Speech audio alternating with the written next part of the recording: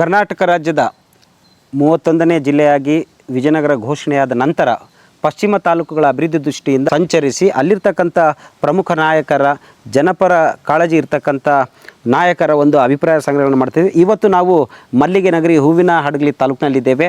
ಈಗ ನಮ್ಮ ಜೊತೆಗಿರ್ತಕ್ಕಂಥದ್ದು ಕರ್ನಾಟಕ ರಾಜ್ಯ ಕಂಡ ಹಿರಿಯ ರಾಜಕೀಯ ಮುತ್ಸದ್ದಿ, ರಂಗಕರ್ಮಿಗಳು, ಜೊತೆಗೆ ಸಹಕಾರ ಕ್ಷೇತ್ರದಲ್ಲಿ ತಮ್ಮದೇ ಆಗಿರ್ತಕ್ಕಂಥ ಸೇವೆಯನ್ನು ನೀಡಿ ನಾಡಿನುದ್ದಗಲಕ್ಕೂ ಸಹ ತಮ್ಮ ಸೇವೆಯಿಂದಲೇ ಹೆಸರನ್ನು ಪಡೆದಿರ್ತಕ್ಕಂಥ ಮಹಾನ್ ವ್ಯಕ್ತಿ ಮತ್ತು ಕರ್ನಾಟಕ ಘನ ಸರ್ಕಾರದ ಆಗಿನ ಮಾಜಿ ಮುಖ್ಯಮಂತ್ರಿಗಳು ದಿವಂಗತ MP ಪ್ರಕಾಶ್ ರವರ ನಿವಾಸದಲ್ಲಿದ್ದೇವೆ.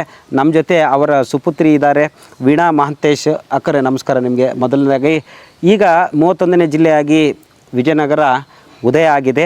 ಪ್ರತ್ಯೇಕ ಜಿಲ್ಲೆ ಕೂಗು ಯಾವಾಗಿಂದ ಬಂತು? ಈ ಇತಿಹಾಸದ ಬಗ್ಗೆ ತಾವೇನು ಹೇಳಲಿಕ್ಕೆ ಇಷ್ಟಪಡ್ತೀರಿ? ಎಲ್ಲರಿಗೂ ನಮಸ್ಕಾರ. ನಾವು ಕೂಡ ಏನು ಬಳ್ಳಾರಿ ದೊಡ್ಡ ಕ್ಷೇತ್ರ ಆಗ್ತದೆ, ಹಾಗಾಗಿ ಒಂದು 2 ಜಿಲ್ಲೆಗಳಾಗಿ ರೂಪುಗೊಳ್ಳೋದು ಒಳ್ಳೆಯದು ಅಂಥೇಳಿ ಮೊದಲಿಂದನೂ ಪ್ರಯತ್ನ ನಡೀತಾ ಇತ್ತು.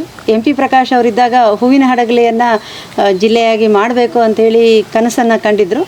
ಆಗ ಶೈಕ್ಷಣಿಕ ಜಿಲ್ಲೆ ಅಂತ ಕೂಡ ಘೋಷಣೆ ಮಾಡ್ತೀವಿ ಅಂತ ಇದ್ದಾಗ ವಿಧಿವಶ ಆಗಿದ್ದರಿಂದ ನಮಗೆ ಅವಾಗ ಅಧಿಕಾರ ಅವ್ರ ಕೈಯಲ್ಲಿ ಸಿಗದೇ ಇರೋದ್ರಿಂದ ಅಲ್ಲಿಗೆ ಅದು ನಿಂತೋಯ್ತು. ಆ ನಂತರದಲ್ಲಿ MP ರವೀಂದ್ರಣ್ಣ ಅವರು 371J ಮಾಡಿ ಹರಪನಹಳ್ಳಿಯನ್ನು ಬಳ್ಳಾರಿಗೆ ಸೇರ್ಪಡೆ ಮಾಡಿದ ನಂತರ ಬಳ್ಳಾರಿಯಲ್ಲಿ ಹರಪನಹಳ್ಳಿಯಲ್ಲಿ ಕೂಡ ಒಂದು ಕೂಗೆದಳ್ತು. ಹರಪನಹಳ್ಳಿನೂ ಕೂಡ ನಾವು ಜಿಲ್ಲೆಯಾಗಿ ಮಾಡೋಣ ಅಂತ ಭೌಗೋಳಿಕವಾಗಿ ಸೂಕ್ತ ಅಂತ ಅಂದ್ಕೊಂಡ್ವಿ. ಹಾಗೆಯೇ ಈ ಎಲ್ಲ ಪಶ್ಚಿಮ ತಾಲೂಕುಗಳಲ್ಲಿ ಯಾವುದಾದ್ರೂ ಒಂದು ಜಿಲ್ಲೆ ಆಗಲಿ ಅನ್ನೋ ಒಂದು ಉದ್ದೇಶ ಇತ್ತು. ಹಾಗಾಗಿ ವಿಜಯನಗರ ಅಂತ ಘೋಷಣೆ ಮಾಡಿದ ಮೇಲೆ ವಿಜಯನಗರದ ಹೊಸಪೇಟೆ ಎಲ್ಲದಕ್ಕಿಂತ ಉತ್ತಮವಾಗಿರ್ತಕ್ಕಂಥ ಸ್ಥಳ ಅಂತ ನಿರ್ಧಾರ ಮಾಡಿ ಅವರು ಸರ್ಕಾರ ಏನು ಆಜ್ಞೆಯನ್ನು ಮಾಡ್ತೋ ಅದನ್ನೆಲ್ಲ ಈಗ ಒಪ್ಕೊಂಡಿದ್ದೀವಿ ಕೂಡ. ಈಗ ಪಶ್ಚಿಮ ತಾಲೂಕುಗಳು ಅಭಿವೃದ್ಧಿ ಆಗಬೇಕು, ಜೊತೆಗೆ ಇವು ಅತ್ಯಂತ ಹಿಂದುಳಿದ ತಾಲೂಕುಗಳಾಗಿದ್ದಾವೆ. ಬಳ್ಳಾರಿಯಲ್ಲಿ ನಾವು ಇಲ್ಲಿಂದ ಹೋಗಿ ಆ ಒಂದು ತಾಲೂಕುಗಳ ಸಮಸ್ಯೆಗಳನ್ನ ಬಗೆಹರಿಸಲಿಕ್ಕೆ ಆಗ್ತಾ ಇಲ್ಲ ಅನ್ನೋ ದೃಷ್ಟಿಯಿಂದ ಕಳೆದ ಅನೇಕ ನಾಯಕರು, ನಮ್ಮ ಸಾರವರು ದಿವಂಗತ MP ಪ್ರಕಾಶ್ ಸಾರವರು ಸೇರಿದಂತೆ ಅನೇಕ ನಾಯಕರುಗಳು ಪ್ರಯತ್ನಪಟ್ಟರು. ಆದರೆ ಅವರ ಪ್ರಯತ್ನದ ಮುಂದಿನ ಬೆಳೆದ ಹಾದಿಯಾಗಿ ಮಾನ್ಯ ಆನಂದ್ ಸಿಂಗ್ ಸಾರ್ ಅವರು ಅದಕ್ಕೆ ಅತಿ ಹೆಚ್ಚಿನ ವೇಗ ಕೊಟ್ಕೊಂಡು ಜೊತೆಗೆ ಅವರ ಶಾಸಕ ಸ್ಥಾನಕ್ಕೂ ಕೂಡ ರಾಜೀನಾಮೆ ಕೊಟ್ಟು ವಿಜಯನಗರ ಜಿಲ್ಲೆ ಆಗಬೇಕು ಅಂತಕ್ಕಂಥ ಒಂದು ಒತ್ತಡವನ್ನು ತಂದಾಗ ಅದು ಸಾಕಾರ ರೂಪದಲ್ಲಾಯಿತು. ಅವರ ಒಂದು ಹೋರಾಟದ ಬಗ್ಗೆ ತಮ್ಮ ಒಂದು ಅಭಿಪ್ರಾಯ ಏನಂತೀರ ಮೇಡಮ್? ಒಬ್ಬ ಜನಪ್ರತಿನಿಧಿ ಹೇಗಿರಬೇಕು, ಆ ತಾಲೂಕಿಗೆ ಹೇಗೆ ಕೆಲಸ ಮಾಡಬೇಕು, ಆ ತಾಲೂಕನ್ನು ಹೇಗೆ ಅಭಿವೃದ್ಧಿ ಮಾಡಬೇಕು ಅನ್ನೋದನ್ನು ನಮ್ಮ ಆನಂದ್ ಸಿಂಗ್ ಅವರು ಪ್ರಯತ್ನ ಮಾಡಿ, ಯಾಕಂದರೆ ಎಲ್ಲ ತಾಲೂಕಿನ ಜನಪ್ರತಿನಿಧಿಗಳು ಪ್ರಯತ್ನ ಮಾಡಿದರು. ಮತ್ತು MP ಪ್ರಕಾಶ್ ಅವರು ಕೂಡ ಬಹುದಿನಗಳಿಂದ ಇದನ್ನು ಜಿಲ್ಲೆ ಮಾಡಬೇಕಂತ ಹೋರಾಟ ಮಾಡಿದರು. ಆದರೆ ಹಠ ಸಾಧಿಸಿ ಒಂದು ಜಿಲ್ಲೆಯಾಗಿ ನಿರ್ಮಾಣ ಮಾಡಿರ್ತಕ್ಕಂಥದ್ದು ಆನಂದ್ ಸಿಂಗ್ ಅವರು.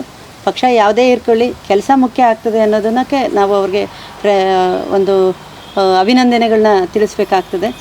ಅವರು ಮಾಡಿರ್ತಕ್ಕಂಥ ಕೆಲಸಗಳು ಬೇರೆ ಪಕ್ಷದಲ್ಲಿದ್ದಾಗೂ MP ಪ್ರಕಾಶ್ ಅವರು ಬೇರೆ ಪಕ್ಷದಲ್ಲಿದ್ದಾಗೂ ಕೂಡ ಅವರು ಒಳ್ಳೆಯ ಬಾಂಧವ್ಯವನ್ನು ಇಟ್ಕೊಂಡಿದ್ರು.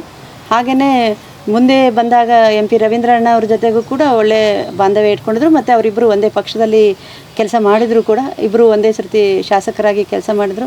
ನಂತರದಲ್ಲಿ ಪರಿಸ್ಥಿತಿಗೆ ಅನುಗುಣವಾಗಿ ರಾಜಕೀಯ ಬದಲಾವಣೆಗಳಲ್ಲಿ ಅವರು ಬೇರೆ ಪಕ್ಷದಲ್ಲಿ ಹೋದಾಗೂ ಕೂಡ ಅವರು ತಮ್ಮ ತಾಲೂಕಿಗಾಗಿ ಒಬ್ಬ ಜನಪ್ರತಿನಿಧಿ ಏನು ಮಾಡಬೇಕಾಗಿದೆ ತಮ್ಮ ತಾಲೂಕಿಗಾಗಿ, ಅದು ಬೇರೆ ತಾಲೂಕಿನವ್ರಿಗೆ ಅದು ತಪ್ಪಾಗಿ ಕಂಡರೂ ಕೂಡ ಅವ್ರ ತಾಲೂಕಿಗೆ ಅವರು ನ್ಯಾಯವನ್ನು ಒದಗಿಸ್ಕೊಟ್ಟಿದ್ದಾರೆ. ಅದನ್ನೊಂದು ಜಿಲ್ಲೆಯಾಗಿ ಮಾಡಿದ್ದಾರೆ. ಅದನ್ನು ನಾವು ಒಪ್ಕೋಬೇಕಾಗಿದ್ದ ಅಂತಹ ಪರಿಸ್ಥಿತಿ ಇದೆ. ಈಗ ನಾವು ಒಪ್ಕೊತೀವಿ ಕೂಡ.